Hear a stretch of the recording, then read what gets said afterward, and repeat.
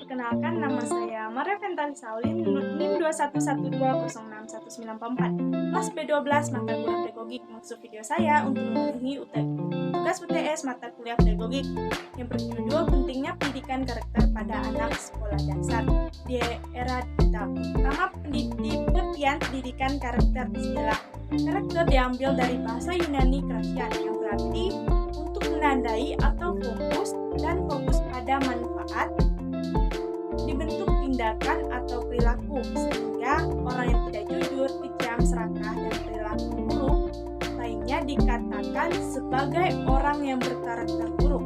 Sedangkan untuk definisi pendidikan karakter, Dikona pada tahun 1992 menyatakan bahwa pendidikan karakter adalah upaya yang disengaja untuk membantu orang memahami, peduli, dan bertindak berdasarkan inti nilai-nilai etika. Artinya pendidikan karakter adalah usaha yang disengaja untuk membantu orang memahami, peduli, dan bertindak berdasarkan nilai-nilai etika inti. Pendidikan karakter adalah pendidikan yang mendukung pembangunan sosial, emosional, dan etika siswa. Yang kedua itu tujuan pendidikan karakter. Pada tahun 2018 menyatakan bahwa pendidikan karakter bertujuan untuk menjadikan siswa sebagai penerus bangsa yang memiliki moral dan hak yang baik untuk berkreasi kehidupan bangsa yang adil, aman, dan sejahtera. Yang ketiga itu konsep dasar pendidikan karakter.